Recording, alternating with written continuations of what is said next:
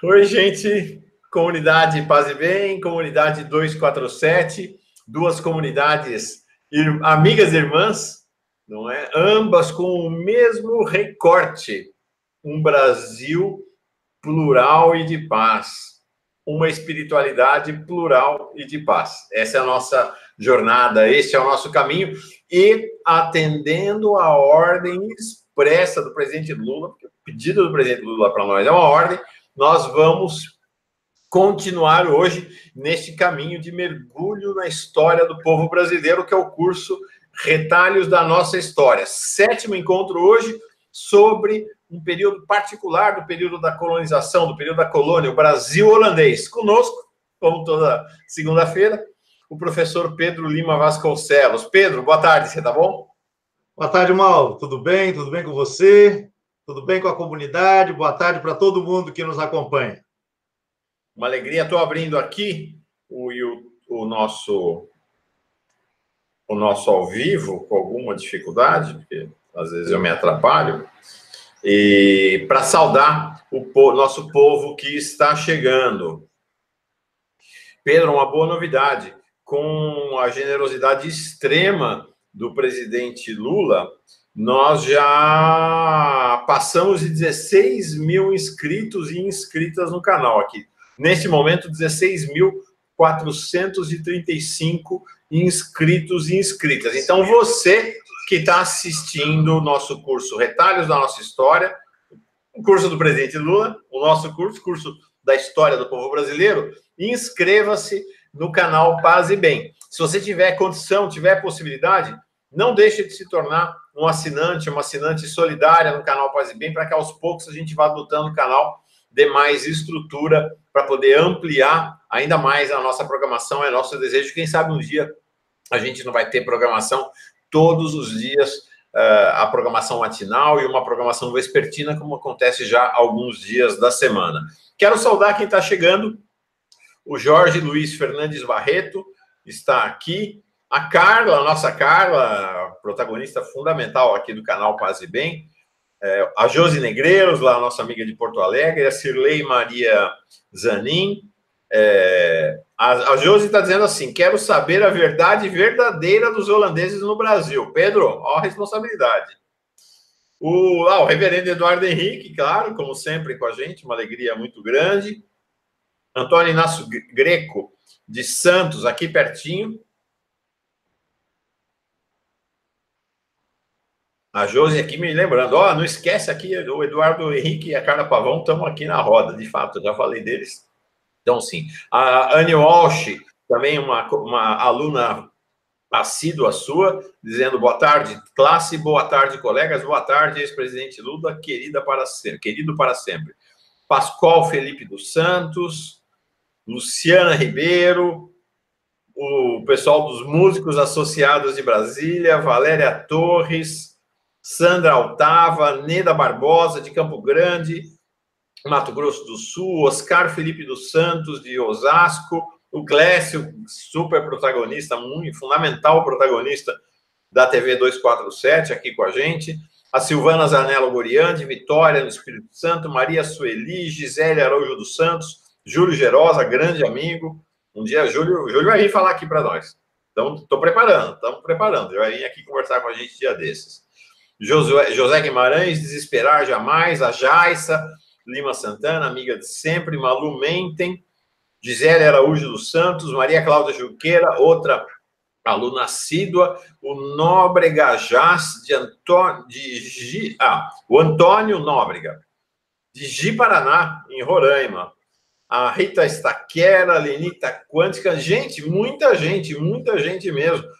A Márcia Almeida, não dá para falar o nome de todo mundo, está crescendo. Essa sua sala de aula está ficando muito cheia, professor Pedro, aqui. Mais a Gabriela Campos, lá de Belém, a Núbia Bentes, o Raimundo Silva, de Fortaleza, e o César Barros, de Vila Velha, no Espírito Santo. A sua classe não para de crescer, professor Pedro Lima Vasconcelos, todo mundo junto em roda, que na nossa classe aqui a gente não senta em fileira, um atrás do outro, a gente senta em roda. Todo mundo sentado em roda para te ouvir sobre o que foi a jornada do Brasil holandês. Ok. Então, pensar no Brasil holandês, a expressão já está consagrada, mas é bom que a gente, então, trate de caracterizar o que ela quer dizer, o que ela sugere, e as questões que podem passar batidas, né, quando a gente simplesmente menciona o tema Brasil holandês. Por outro lado, antes de começar, Mauro, eu compartilho uma ideia que a gente escuta, e certamente você já escutou, membros da comunidade já terão escutado, uma conversa meio absolutamente sem sentido, de gente dizendo, se o Brasil tivesse sido colonizado pelos holandeses, nós estaríamos numa situação melhor, nós fomos colonizados pelos portugueses. Então, o pessoal fica disputando, e qual é o senhor mais capacitado, né? De quem é que nós devemos ser servos. Uma coisa sem sentido. De toda maneira, pensar o Brasil holandês é pensar um momento interessante, significativo da história do processo de colonização e pensar que o holandês aí ele é um ingrediente dentro que se junta a outros. E na medida em que ele se insere, se junta, se articula a outros, ele remodela muito da composição, da configuração que o Brasil ia assumindo, né, desde 1500, ou seja, desde quando o processo de colonização pelos portugueses ele começou. Seja como for, então, quando a gente fala de Brasil holandês, a gente fala de um momento importante da história do Brasil, particularmente da história do que hoje nós chamamos a região Nordeste, tendo como foco, como eixo de irradiação, o que hoje é a cidade de Recife. E se trata de um processo que gira em torno de duas tentativas de ocupação da costa do Brasil e depois do território, pelo menos na intenção, por parte dos holandeses. Uma, em 1624, quando os holandeses tomam a cidade de Salvador, que era a capital do Brasil colonial à época. Essa tentativa de ocupação do território a partir de Salvador, nessa data, ela não é bem sucedida. Os holandeses, um ano depois, são rechaçados, são expulsos do Brasil. Mas, em 1630, nós temos uma outra incursão holandesa, agora em Recife, né? E essa inserção ela será muito mais impactante, ela terá efeitos muito mais importantes, efeitos muito mais duradouros. Costuma-se dizer que o tal Brasil holandês, então, começa em 1630 e termina em 1654, quando, mais uma vez, os holandeses são derrotados e são obrigados a retroceder. Então, nós temos aí um período de 24, 25 anos, algo muito mais demorado, mas o problema, ou a questão, não se reduz à duração desta presença, mas a importância que tem, né, o fato holandês instalado nessas terras aqui. Eu falo daqui, justamente do Nordeste, porque a presença holandesa ela se difundiu para Norte e Sul, em termos de ocupação de território. Então, essa ocupação que se estabeleceu principalmente no litoral, então, pensemos a partir de Recife, na direção do norte, os holandeses chegarão pelo menos até o que hoje é o Rio Grande do Norte, eventualmente até onde hoje é o Ceará.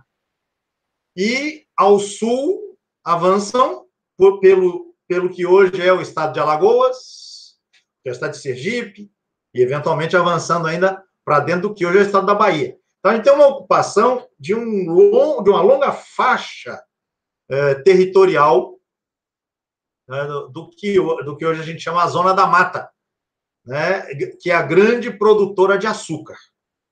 E aí a gente chega no ponto.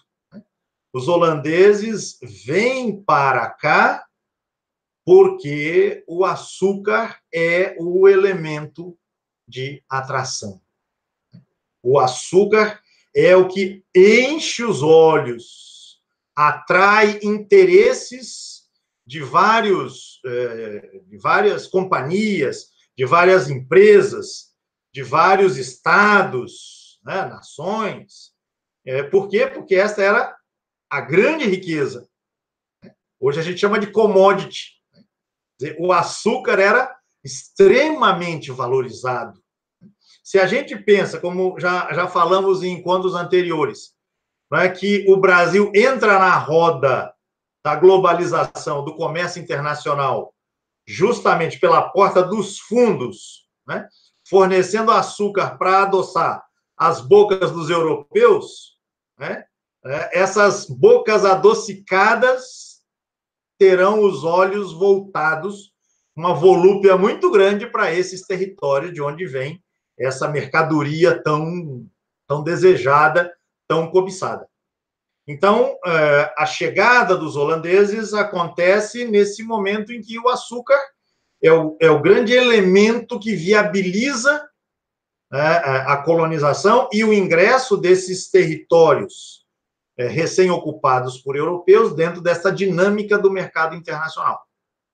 Então, e é muito impressionante, né, Pedro? Porque no nosso imaginário ficou muito cravado a presença holandesa em Pernambuco, e mais especificamente em Recife, onde talvez, de fato, aí é uma dúvida, você vai poder esclarecer, aparentemente onde se deitaram as raízes mais profundas da ocupação holandesa. Mas eles ocuparam uma área muito grande, boa parte, quase todo o Nordeste, né? Das 19 capitanias hereditárias do Nordeste, eles ocuparam nada menos que 7, né? Foi muito expressiva a ocupação, né, Pedro? Exatamente. É um pouco aquela faixa de território que eu delineava anteriormente, com avanços aqui e ali mais para dentro, principalmente a ocupação da faixa em torno do litoral. E fazendo, então, com que a dinâmica da exploração do trabalho, e aí, vejam, o trabalho escravo já estava em pleno desenvolvimento, os engenhos já se desenvolviam à base da mão de obra predominantemente escrava de matriz africana.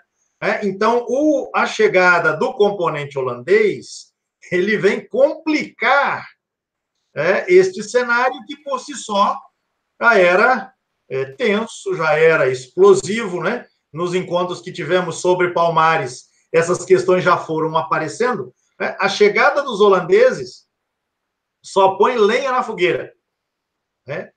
Inclusive porque, e aí esse é um traço também que interessa particularmente aqui, né, aos propósitos da nossa série aqui de retalhos, com os holandeses chegam contingentes de pessoas de outras tradições religiosas. Então, os holandeses que chegam aqui, eles são basicamente reformados, ou seja, calvinistas, né, seguidores, então, de um dos ramos mais importantes, né, surgidos ali no contexto da Reforma Protestante, né, do século XVI. Então, você tem aí também o estabelecimento de uma fissura importante dentro do projeto de colonização portuguesa, que era ancorada na aliança entre a Igreja Católica e o Império, né? A fé católica e o Império. Agora você tem um cenário que se diversifica, também do ponto de vista religioso.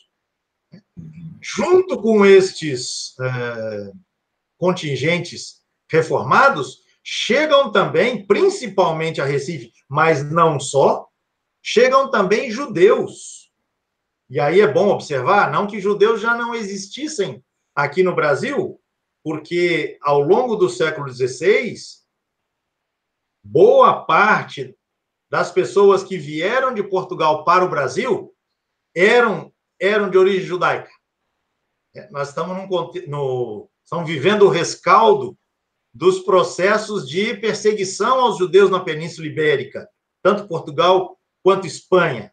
Né? E muita gente tinha que fugir, outros tinham que disfarçar a sua pertença judaica, né? no fenômeno conhecido com o nome dos cristãos novos.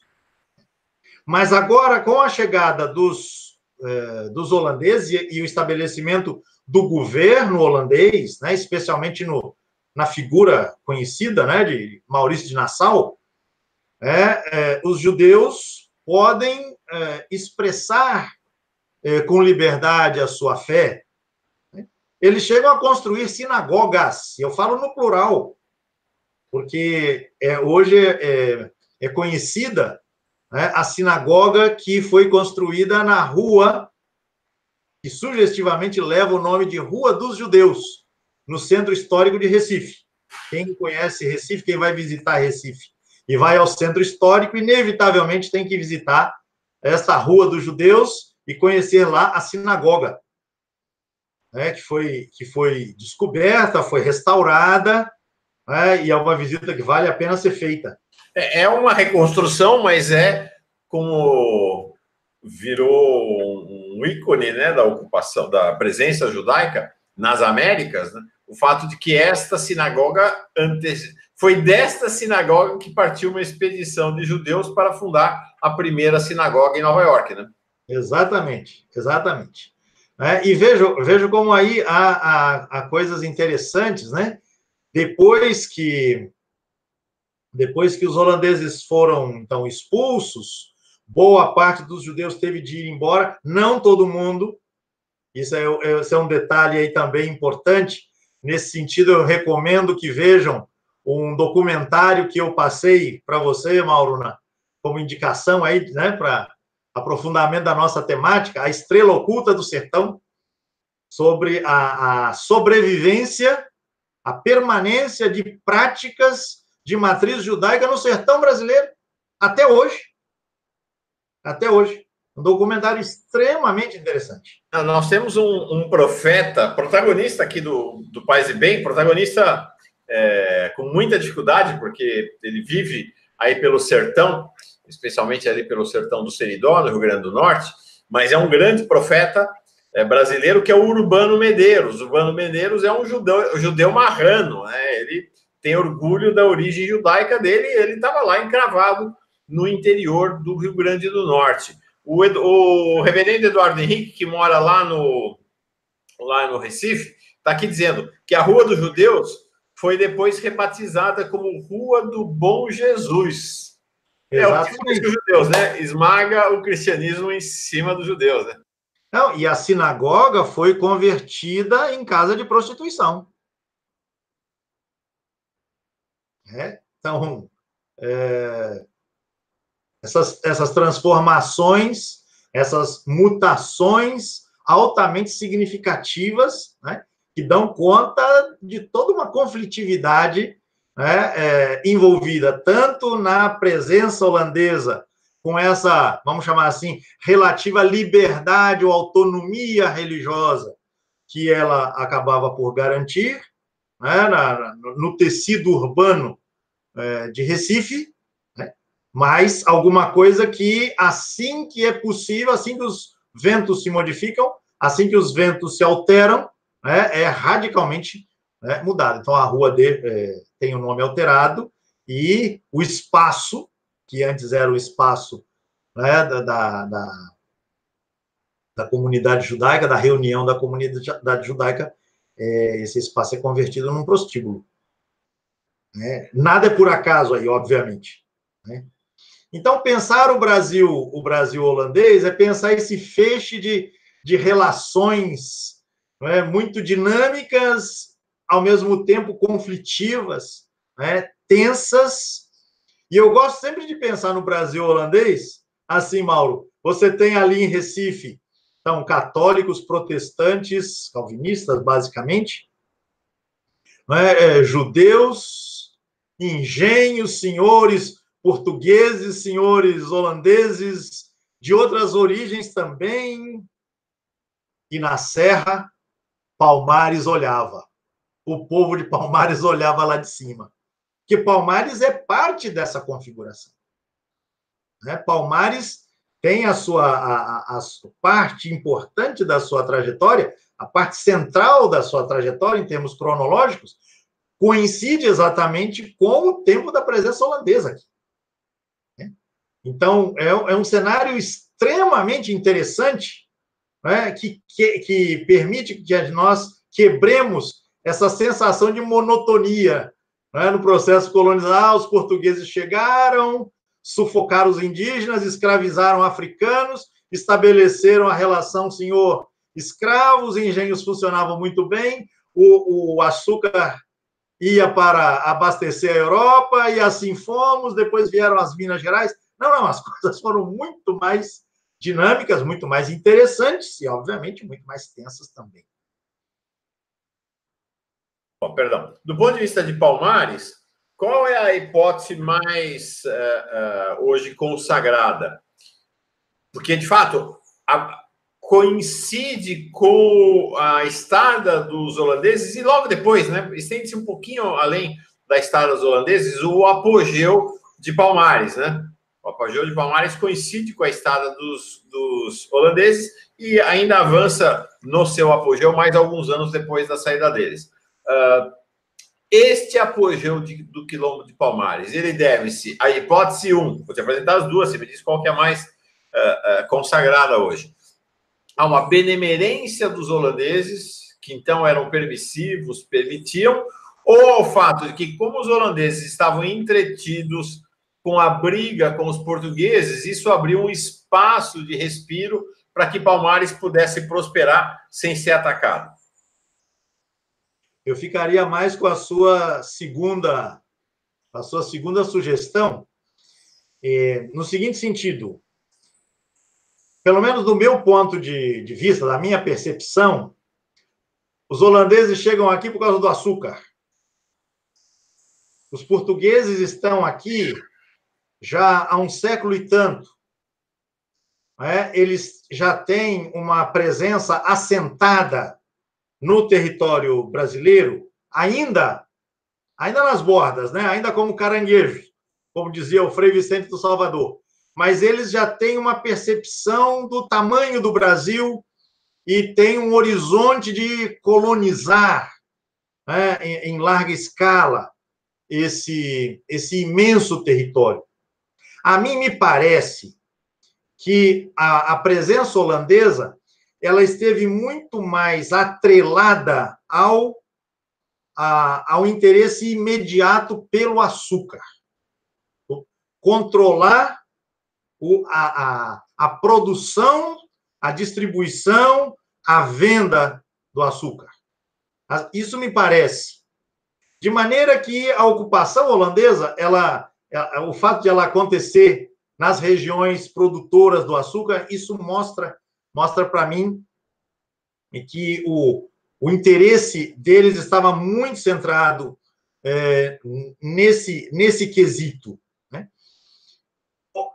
Nesse sentido, a presença holandesa ela representou, até certo ponto, óbvio que não deixaram de acontecer tentativas de atacar ou de vencer Palmares. Mas a presença holandesa ela representou um respiro para Palmares, porque ela colocou duas forças disputando a hegemonia do projeto colonizador, que naquele contexto se confundia com o controle do monopólio da produção, distribuição, comercialização do açúcar. Então, enquanto portugueses estão disputando, e há um outro elemento que também precisa ser recordado, a gente falou disso quando tratou de Palmares. Quando a gente fala portugueses e holandeses, há que se fazer a ressalva de que, no início da ocupação holandesa, o Brasil estava controlado pela Espanha, não é nem por Portugal. Portugal, entre 1580 e 1640, ele é controlado politicamente pelos monarcas espanhóis. É em 1640 que você tem a restauração do trono português. E talvez não seja coincidência que a restauração do trono português signifique a retomada vagarosa, mas persistente, dos esforços no sentido de expulsar os holandeses do país. Então, o governo de Nassau, que é considerado o tempo auge dessa presença holandesa, acontece entre 37 e 44. 1637 e 1644. 37, o Brasil ainda está sob domínio espanhol. 44, o Brasil já está de novo sob domínio português. Então, quando o domínio português se reestabelece, se reconfigura, se recompõe, então você tem a retomada dos esforços no sentido de mandar os holandeses embora, que ainda vão demorar mais 10 anos depois de Nassau, mas aí você tem a retomada desses esforços, né? E a retomada com mais intensidade dos ataques a Palmares. Porque os holandeses, enquanto o Portugal era território do trono da espanhol, os espanhóis não tiveram maior interesse em guerrear com os holandeses para colocá-los para fora do Brasil.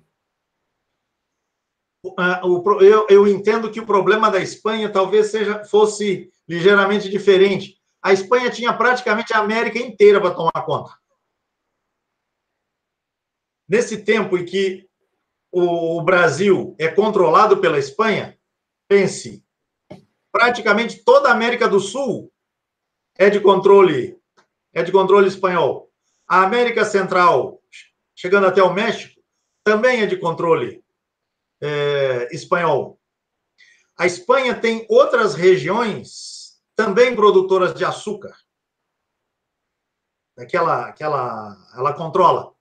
E ela vai ter que enfrentar os holandeses em outros campos também, por exemplo, lá nas Antilhas, no Caribe. Na verdade, Espanha e Holanda vivem as turras já há um tanto de tempo.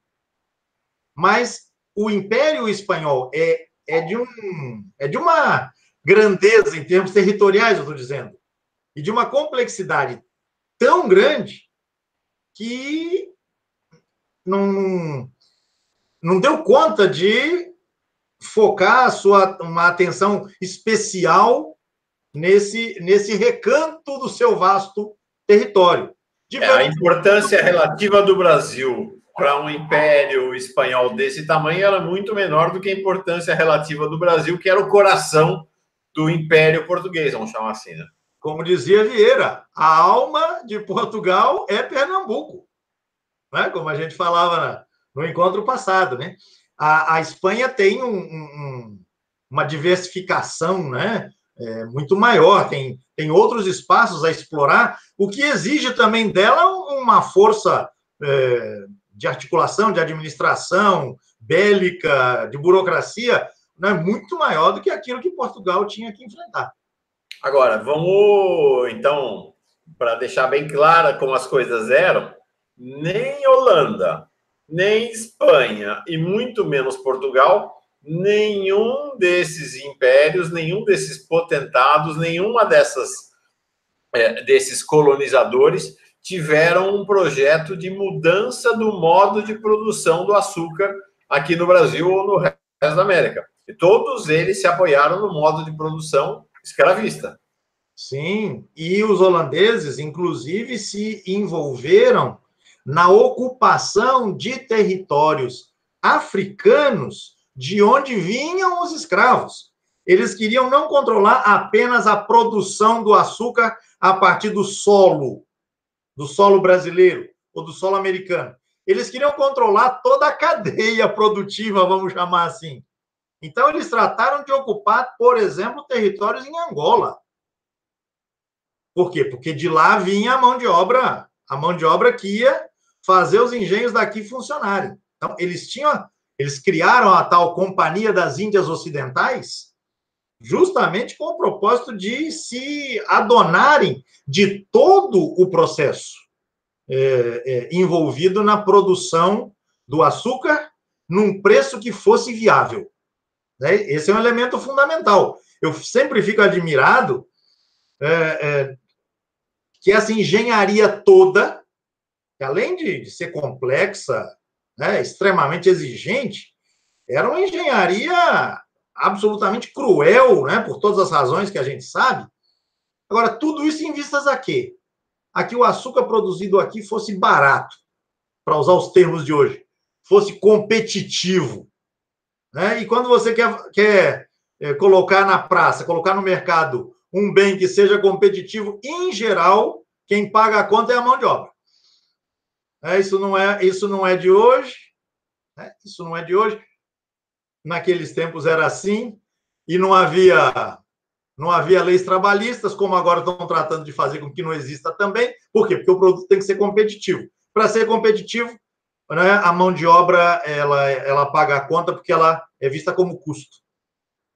Então, essa engenharia toda foi disputada por espanhóis, portugueses e holandeses, pelo menos. Você tem ingleses aí no pedaço, você tem franceses aí no pedaço, né? Mas tudo em vistas a quê? A controlar essa rota, essa dinâmica, né, produtora e viabilizadora de um açúcar, né, que pudesse chegar aos mercados e abastecer, né, as populações europeias. Agora, Pedro, se do ponto de vista, então, da infraestrutura, do modo de produção, havia convergência entre portugueses, holandeses e espanhóis, apesar da disputa política, de saber quem ia mandar nessa bagunça toda, do ponto de vista da superestrutura, havia diferenças marcantes, então. Né? A começar por essa é uma temática nossa, né? A temática religiosa e da espiritualidade. Você tem no Brasil holandês um clima de liberdade religiosa absolutamente inexistente no Brasil português ou no Brasil espanhol também, né? Então, o simples fato de você ter a diferença estampada, ela já representa algo de muito importante, porque se coloca a possibilidade da diferença. Estampar a diferença é colocar a viabilidade da diferença. Então, o projeto português, como a gente tem falado aí várias vezes, né, em várias oportunidades, ele é ancorado nessa aliança fé católica e império. Fé e império são dilatados, como diz Camões na abertura de Os Lusíadas. Quando você tem a chegada dos holandeses, né, que são majoritariamente, embora não exclusivamente, são calvinistas, né, eles não têm a possibilidade de estabelecer um monopólio religioso. Podemos nos perguntar se eles teriam interesse em estabelecer esse monopólio, como claramente os portugueses tinham. É bastante razoável pensar que eles também o tivessem. Mas, em termos concretos, essa possibilidade não se colocava, porque eles estavam chegando ali com desafios tremendos para poderem estabelecer-se. Estabelecer-se confrontando um império que já ocupava e tratava de colonizar aquela região há mais de um século e pouco. Então, as condições efetivas fizeram de uma cidade como Recife uma cidade de intensa pluralidade religiosa. Se essa pluralidade foi desejada, se ela foi reconhecida como válida, como interessante, como um elemento de enriquecimento da convivência entre os seres humanos, isso me parece a gente pode discutir. Talvez houvesse pessoas que pensassem assim. Há quem pense, por exemplo, que Nassau foi visto por algumas autoridades holandesas mais aferradas, né, aos ditames religiosos calvinistas, Então, Nassau teria sido visto como uma figura tolerante demais para com as diferenças religiosas presentes na capital do projeto holandês, que era Recife. E, inclusive, que a partida dele de volta, né, para a Europa, em 44, teria sido motivada, entre outros fatores, por essa excessiva tolerância do ponto de vista de determinadas mentalidades holandesas. Então, gostando ou não, querendo ou não, as autoridades, o fato foi que em Recife e nas regiões ocupadas pelos holandeses, essa pluralidade religiosa pôde manifestar-se com muito mais liberdade. Não que os conflitos tenham deixado de existir, tensões não tenham acontecido aí, por exemplo, contra judeus. Os judeus tinham liberdade para a manifestação da sua fé, mas isso não significa que eles fossem benquistos por portugueses católicos e holandeses calvinistas. Há notícias de tentativas de repressão ou de controle, de cerceamento de judeus por parte dessa instituição religiosa ou daquela instituição religiosa. Mas, independentemente disso, Recife vivenciou alguma coisa muito diferenciada em relação ao que a gente vai encontrar em tantos outros cenários, em tantos outros ambientes do Brasil colonial. Pense que, e não só Recife, insisto, você vai ter sinagogas construídas no litoral brasileiro. Aqui, por exemplo, aqui próximo de mim, estou em Maceió, há uma cidade muito interessante de ser visitada, de ser conhecida, que é a cidade de Penedo, que fica à beira do Rio São Francisco, a alguns quilômetros, talvez uns 20 e poucos quilômetros da foz do rio. É uma cidade que conserva ainda uma arquitetura dos tempos da colônia relativamente bem conservada, uma cidade pacata, muito interessante de ser visitada. Ora, Penedo tinha uma sinagoga nesses tempos. E era um lugar importante, estrategicamente importante, era um porto, à beira do São Francisco, perto do mar. Ali havia uma sinagoga. Então, repito, me parece que não é tanto pela visão de abertura que essas lideranças tivessem em relação à pluralidade religiosa, mas as circunstâncias fizeram com que surgisse esse ambiente propício a uma eclosão mais aberta dessa diversidade religiosa, se a gente pensa que há tantos grupos humanos em torno desse bendito, maldito açúcar. Então, nós temos os indígenas autóctones, temos africanos trazidos do seu continente de origem, seus descendentes crioulos, a gente tem portugueses, a gente tem espanhóis, a gente tem franceses, ingleses, judeus. Opa! Essa pluralidade cultural, ela se manifesta também, em termos religiosos, numa forma que eu reputo também como inédita, em termos de colonização, ou do processo colonizador em geral que a gente viveu aqui.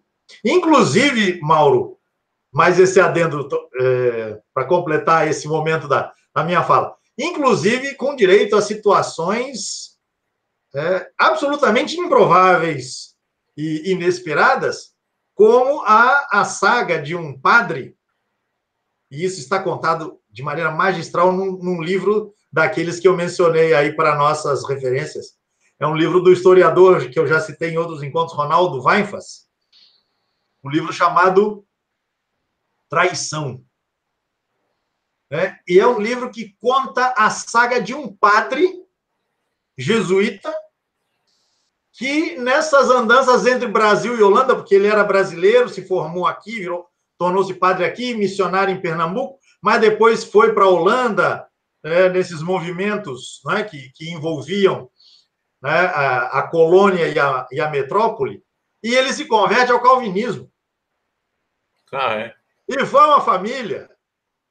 E depois ele, ou com peso na consciência, ou movido por outros interesses, decide voltar ao catolicismo, mas aí na hora que volta ao catolicismo, ele entra em conflito com a Inquisição. Enfim, uma trajetória muitíssimo interessante, contada com muita riqueza de detalhes, com uma sutileza analítica muito grande, não é, pelo Weinfels. Uma história absolutamente improvável, absolutamente, né, imprevista, né, num contexto como fora desse contexto, melhor dizendo, fora de um contexto como esse que a gente está tratando aqui de delinear. Agora, essa presença, se ela vai estar assentada, né, como eu acho que é um eixo da sua aula, na exploração da cana-de-açúcar que moía o caldo da cana e moía o sangue, o suor dos escravos. Ela está assentada neste modo de produção, que é comum a holandeses, portugueses e espanhóis. A gente tem um cenário de liberdade religiosa, mas tem também, né, Pedro? Eu até vou tomar a liberdade de ler um trechinho aqui do Gilberto Freire, que a gente tem a maneira como não sei se a gente vai poder chamar de mais-valia, mas como o lucro dessa atividade era investido na colônia, tinha destinações muito diferentes entre portugueses, espanhóis e holandeses, e você tem uma fase de grande expansão do ponto de vista do urbanismo e da geografia dessas cidades. Vou ler um trechinho aqui dos Sobrados e Mucambos, outra obra clássica do Gilberto Freire, sobre o período de Maurício de Nassau. Ele diz assim, aí devolvo para você comentar e nos levar adiante.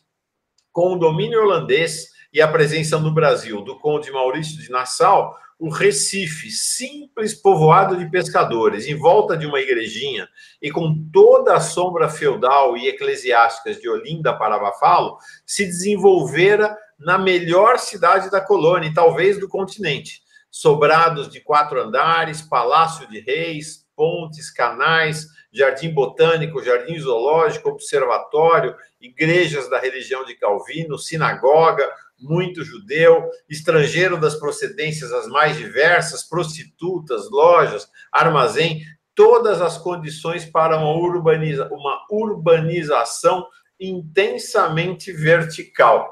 Então, dá essa... O texto Bom, Gilberto Freire é fantástico, né? Agora, o texto dele dá uma sensação de lufa-lufa, né? De uma vida intensa, de uma agitação muito grande acontecendo ali no Recife durante o período de Maurício Nassau, né? Exatamente. A Recife, ele diz genialmente, né? A escrita dele, absolutamente peculiar. Recife era um nada, né? Diante da Olinda, né? Estabelecida pelos portugueses já fazia quase 100 anos. Né? E aí, Recife ganha essa pujança, essa urbanidade, né? Com essas construções todas. Agora, a base social continua a mesma. Né? A mão de obra escrava sustenta esse projeto. Né? E tanto é que, para alguns segmentos do mundo de matriz africana, inclusive, a dominação portuguesa soava menos agressiva do que a holandesa. Há uma figura que ficou importante, nomeada, inclusive, de vez em quando aparece no retrato, né? A figura de Henrique Dias, que é uma liderança negra, né? E que tinha uma espécie de milícia, compôs ao longo do tempo, né? Uma espécie de milícia para combater os holandeses. E ele é considerado uma das lideranças emblemáticas, né, do Brasil português, óbvio, né, na chamada Batalha de Guararapes. Né? Grande momento aí do confronto bélico portugueses e holandeses, perdão. E a história triunfalista vai dizer que neste momento criou-se o exército brasileiro, né, com a articulação do elemento branco, do elemento índio e do elemento negro.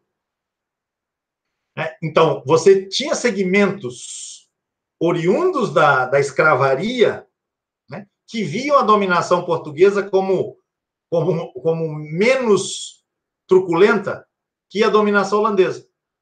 Mas você tem sensações avessas também. Por quê? Porque há notícias de esforços ou de determinações advindas das autoridades holandesas de que na venda dos escravos, na venda que se fizesse de escravos, marido e mulher não fossem vendidos separadamente. Veja que caridade. Vendem-se os escravos, mas pelo menos marido e mulher vão juntos.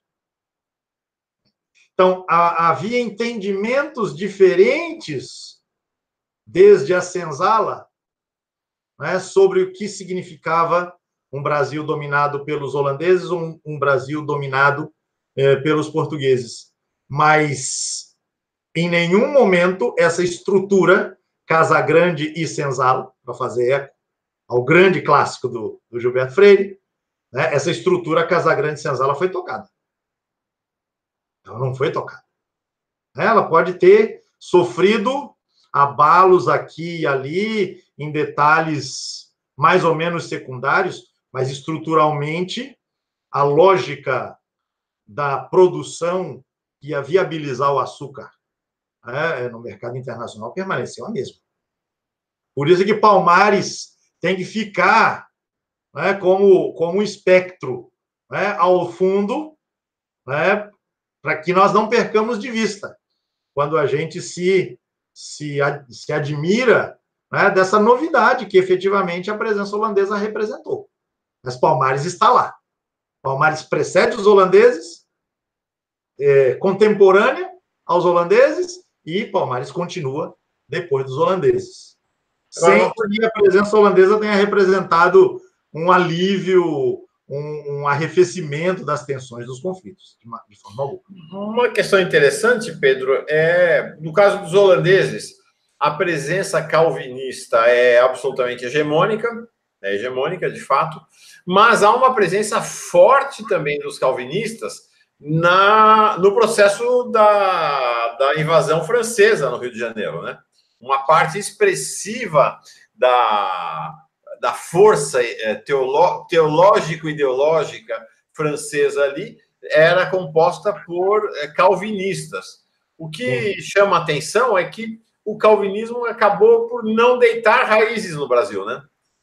Não restou grande coisa de uma presença calvinista mais relevante no país, mesmo havendo essa incursão dos franceses aqui no Sudeste, no Rio de Janeiro, como a incursão aí mais profunda, mais alongada, mais enraizada dos holandeses do Nordeste.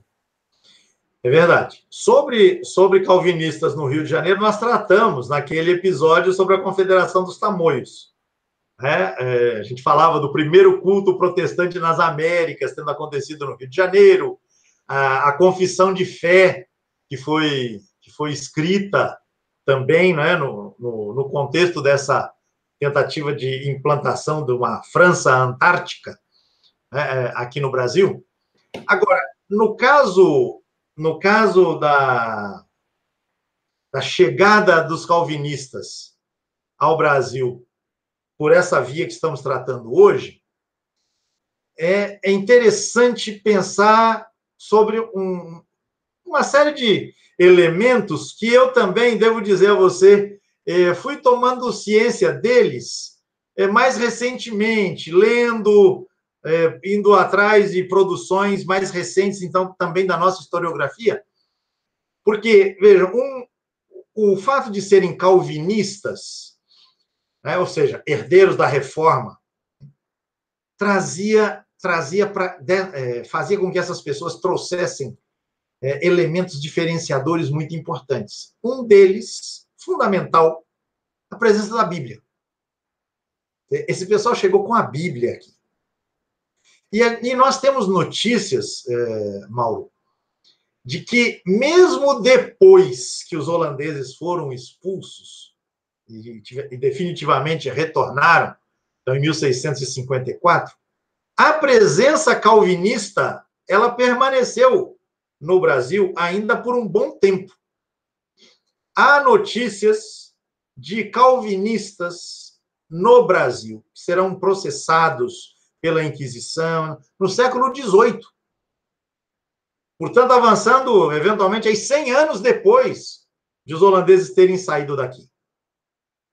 O padre Vieira, do qual trataremos, né, deveremos tratar na semana que vem, ele fala de uma Genebra dos Sertões. Apenas para situar, Genebra é para os calvinistas o que é Roma para os católicos. Né? A cidade de Calvino, a cidade em que Calvino se estabeleceu, enfim. Vieira vai falar, naquela eloquência que lhe é própria, de uma Genebra dos Sertões. Por quê? Porque houve um processo de evangelização nos moldes calvinistas para dentro do território brasileiro, alcançando várias tribos indígenas. Então, vamos encontrar indígenas que vão aprender a ler para poder lidar, para poder manusear o texto bíblico. E esses indígenas se tornam reprodutores, retransmissores da mensagem cristã. E num outro episódio, do qual nós deveremos tratar aí, aqui eu acho que há 2 ou 3 encontros, a chamada Guerra dos Cariris, também conhecida como Guerra dos Bárbaros, né? Notícias vão dar conta de que portugueses estão combatendo indígenas calvinistas. Dá para pensar num negócio desse? Já entrando pelo século XVIII. Então, é preciso considerar que essa não permanência do calvinismo em particular em terras brasileiras, especialmente no que diz respeito a essa entrada via holandeses, essa permanência, ela primeiro foi maior do que em geral se diz. Segundo, muitos calvinistas, nesse contexto, não morreram de morte morrida, morreram de morte matada. Ou seja, o calvinismo desapareceu não por ações da natureza, mas justamente por força da dinâmica própria do processo de colonização, que é baseado o tempo todo na violência, no combate, na supressão da diferença. Então, a gente avança pelo menos até meados do século XVIII, com presença mesmo que residual, de acordo com o que nos dizem as fontes, desse segmento calvinista na configuração cultural e religiosa brasileira. Muito legal. Muito legal. Fantástica aula. Eu aprendi muito sobre o Brasil holandês e sobre essas convergências e diferenças entre os modos de colonizar de portugueses, espanhóis e holandeses. Pedro, alguma coisa mais para hoje ou podemos caminhar para o encerramento? Eu diria a mais reiterar o convite, né, para que ao longo dos encontros aí que a gente vai fazendo, né, a gente esteja sempre atenta a essa perspectiva de que o Brasil é mais amplo, é mais plural, é mais diversificado, é bem mais interessante do que aquilo que aparece no retrato. Então, pensar que as sociedades humanas elas são muito complexas, e elas, quando a gente esquematiza muito, a gente perde de vista elementos que são interessantes, que são significativos. No caso, então, do chamado Brasil holandês, não se trata só de uma ocupação de um determinado território, em vistas à exploração de uma determinada mercadoria, embora isso tenha sido central. Mas essa chegada, ela ensejou o encontro e o desencontro de segmentos humanos, de agrupamentos humanos, de experiências as mais diversas algumas completamente inéditas, né, em se tratando do território aqui em questão. Né? E a história brasileira é feita de muitas situações assim ricas que, em geral, nos chegam de maneira muito esquemática. Nesse sentido, vale a pena imaginar uma cidade como Recife, em que, como delineou aí tão belamente, né, Gilberto Freire, crescia, né, e fazendo frente, suplantando Olinda, né, nesse seu frescor mais moderno, mas sem que com isso nós tivéssemos eliminadas as contradições, as tensões, os conflitos, né, uma estrutura perversa, né, de exploração da mão de obra de pessoas feitas instrumentos de trabalho. Né? Por outro lado, uma pluralidade religiosa que se estabeleceu ali e foi necessário que houvesse modos de convivência, né, que nem sempre deram conta de que as alteridades fossem devidamente acolhidas, tivessem um efetivo lugar naquela configuração. Mas se trata de um ambiente, de um contexto muito interessante, né, para pensar as dinâmicas humanas, as dinâmicas culturais, os intercâmbios, as trocas, os hibridismos, né, próprios dos encontros entre as pessoas. Dos sincretismos. Pois é. Se o Pedro nos convoca, então, para um olhar para esse Brasil muito mais complexo do que se nos apresentam, muito mais cheio de facetas do que aquele que nos apresentam, muito mais paradoxal do que aquele que está no retrato oficial dos livros da história, na próxima segunda-feira, aqui para quem assiste pelo canal Paz e Bem, na terça-feira, na TV 247, nós vamos olhar para um personagem que em si mesmo enfeixa tudo isso. Complexidade, paradoxo, contradição. Nós vamos falar das muitas faces do padre Antônio Vieira, um nome fundamental para constituir aquilo que se pode chamar da brasilidade. É isso, né? Segunda-feira que vem. Exatamente, aliás. Padre Vieira é uma figura fundamental nesse ambiente, nesse contexto do qual estamos tratando aqui. Né? Inclusive, fizemos, em algum momento, uma referência a ele, né? Mas o Vieira conhecia esse mundo, foi um agente extremamente atuante, presente, impactante, né? Uma figura absolutamente genial, multifacetada. É uma personagem que merece, não só por isso, né? Porque há outras facetas aí envolvidas, né? Mas que a gente dê a ele uma atenção particular. Até porque a presença holandesa aqui no Brasil, ela coloca em xeque algumas referências fundamentais do projeto português, tanto em termos políticos, quanto da configuração teológica que o sustenta. O rei de Portugal como um emissário divino para estabelecer um império prometido nas Escrituras. Apenas para anunciar aí um aspecto que nós deveremos tratar na semana que vem.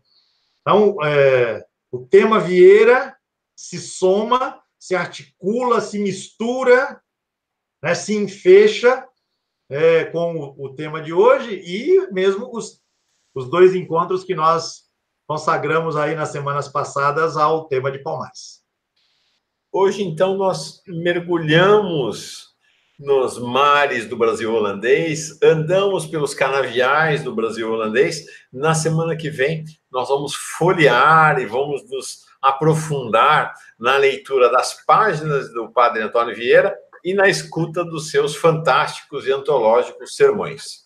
Segunda-feira que vem, aqui na TV, no canal Paz e Bem. Terça-feira, na TV 247. Alegria grande pela sua presença entre nós, Pedro. Continuem com retalhos da nossa história, toda semana. Muito obrigado, Mauro. Obrigado pela comunidade. Uma saudação a todos, todas, uma boa semana e até lá. Paz e bem. Paz e bem. Paz e bem para todo mundo. Boa semana.